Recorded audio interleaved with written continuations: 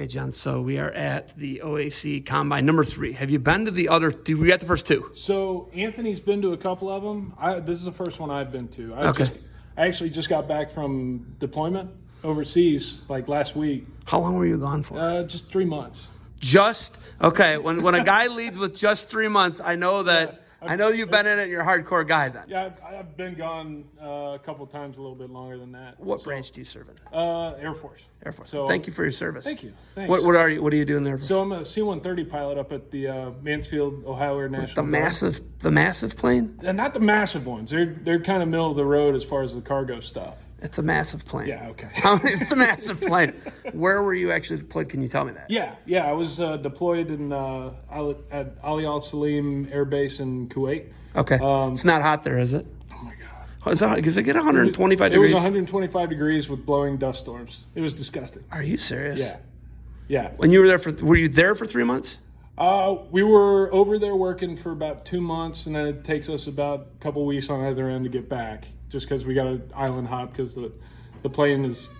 The range isn't that far, is it? No, it's not as fast. It's not. So we stopped in Greece. We stopped in Belfast and Iceland, and then. Well, because it's you have to come back roundabout. Oh yeah. I don't know if people know anything about the Atlantic or the Pacific Oceans. Yeah. They're massive, and you have to act like you're saying when you're talking about the plane you're talking about. It has to hop. Yep. You have to island hop. Yep. People don't get that. No. What is your range on that? So, I go by hours because we actually stretched it out. You can go about 11 hours, but we were flying about 9 hours on those planes, and they're not built for comfort, man.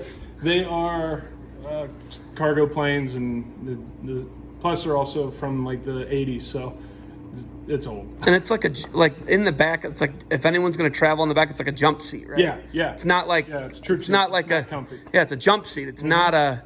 It's like what for the layman a jump seat is like what they put the flight attendants in. It's the cargo netting and stuff like that. It's not much. No. Not much. No. Okay. So okay.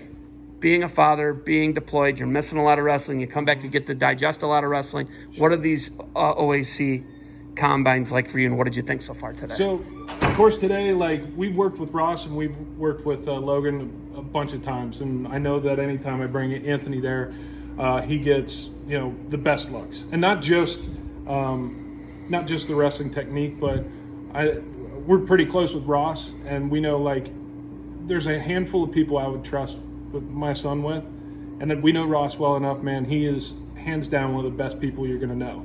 Like, not just wrestling coach. He's got that down. He did some head-hand stuff today. Yeah. And getting to a tie that's super boring and monotonous, but it is some of the best technique to get a kid not to reach up and grab somebody's head, which is our first reaction in wrestling, a lot of people. And I was like, this is what I want my kids learning. But he also knows how to reinforce it. I mean, high school kids are a little bit more mature, but with the younger guys, with a kid my age, they'll get bored. So he's able, and I don't know how he does it. He did an excellent job today. Yeah, I mean, he knows how to, get re-engaged like an 11-year-old kid, with something that's monotonous. And he'll tell us like a 2-second story and just be like, duh. And then he'll call on the guy across the room and make sure he's paying attention. Like, he does a great job of keeping everybody engaged and, keeping them up with what seems to be monotonous technique. And but it's amazing. Yeah. Oh, it's like it's the building blocks of how everybody should start. It's those little things that if they can grasp it when they're this age. Head position, grab a hand, body, down block, like where your hips need to be. Don't reach with the same hand as the lead leg. Just basics. If they can master this stuff as young bucks, then when they get older and they have to deal with weight management, when they have to deal with conditioning a little bit more, when they have to deal with high school grades, when they have a whole bunch of other stressors, this is going to be a little bit more natural. Okay. So, yeah, like, I'm very, very impressed. I've always been impressed with what Ross and with what Logan do, but I've also been keeping up. So we sent Anthony to the Corey Collat camp because Kerry Collat. Yeah. We sent Anthony and Grady over to that camp, and I did it just because it's another service academy exposure. Are you a service academy graduate? Yeah. You are. You are Air Force. I went to the Coast Guard Academy. Oh, did you? Yeah. Really? Yeah. So I went there for, They have D3 wrestling. Mm-hmm. People don't know that. Oh, and Coast Guard Academy's got D3 wrestling. And it's a crazy, it's really good. Like, they just got a new coach, Coach Bradlin there, and I never wrestled.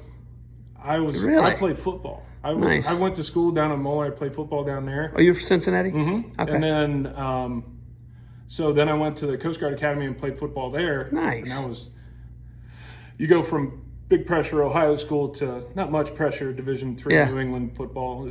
It was a fun time. It's still a service academy nonetheless.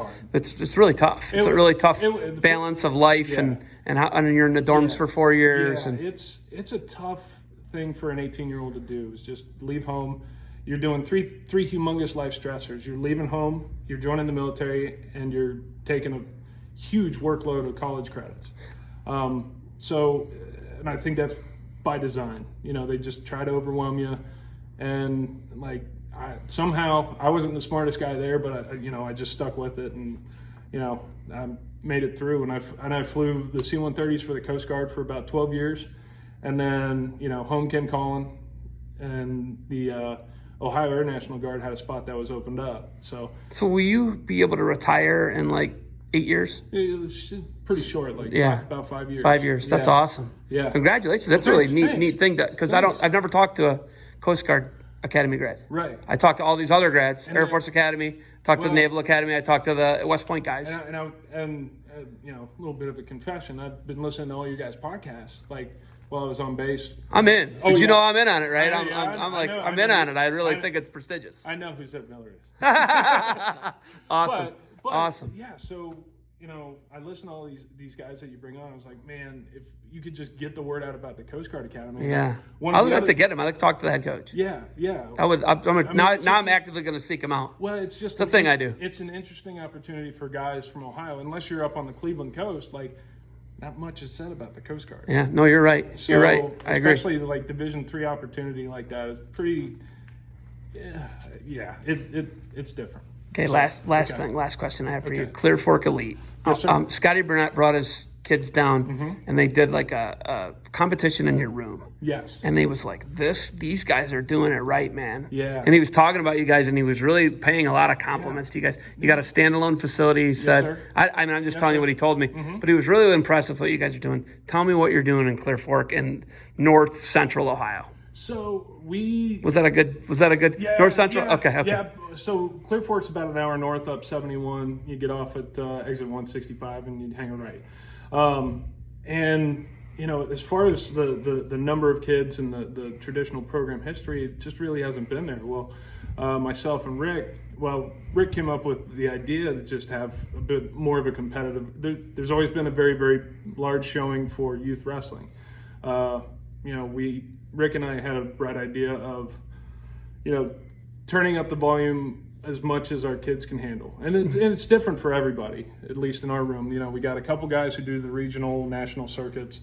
We got a couple guys who qualify for state and are just ecstatic about that. And we got a couple guys who, go an hour north, an hour south, and, they get tougher that way. So what we do is we just try to put our kids in spots that are difficult for them that we know they can handle, and having that little 5-on-5 tournament, where it was, you've got a match every 5, probably every 20 minutes. Yeah, he said it was bang, bang, bang. Everybody was right on top of each other. He was pumped. He loved it. Well, part of it was born by necessity with the COVID regulations, and there wasn't much going on as far as other.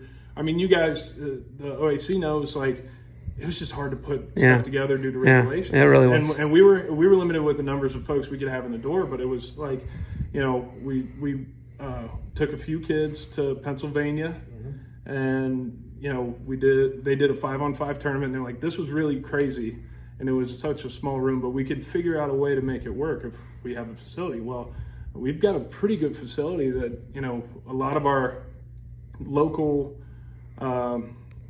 the local guys around town really put a lot of effort into. A building was provided, but it needed all the work, needed electrical, plumbing, you made it, masonry, and we had a lot of help from the local businesses who saw the potential. Because there's a wrestling side and there's a basketball and batting cages, and they got all the different sports are practicing there, both little guys and high school. So everybody saw the potential, so everybody in town pitched in. So it really was a community effort to bring it all together. But so we had the facility, and then we kind of tweaked the format a little bit, and then we just kind of sat down and planned out everything in advance, and I think just because people were just dying for competition, we had teams from Pennsylvania show up, we had teams from Scotty Burnett could not say enough good things. Yeah, he was super impressed. Washington State. From where? Washington State. Oh, we had. Jeez, wow, you had a team from Washington State. Washington State. Wow. So it was. We didn't expect it to get to be that way, but when we got done and we're sitting down at the bar afterward and we're like, what just happened? All right. Clinic's over. Yes, sir. I got to get the Rick still. Yes, sir. Do you got anything else for me? No, thank you guys so much for putting this all together. Don't walk out before you can get stickers. I got a bunch of stickers for you guys, a bunch of Ohio stuff. Probably a Barbarian Hour podcast. It sounds like you're listening. I'm going to hook you up before you take off, all right? Oh, perfect. All right, hit it. Good luck to you guys, all right? Thanks, Eb.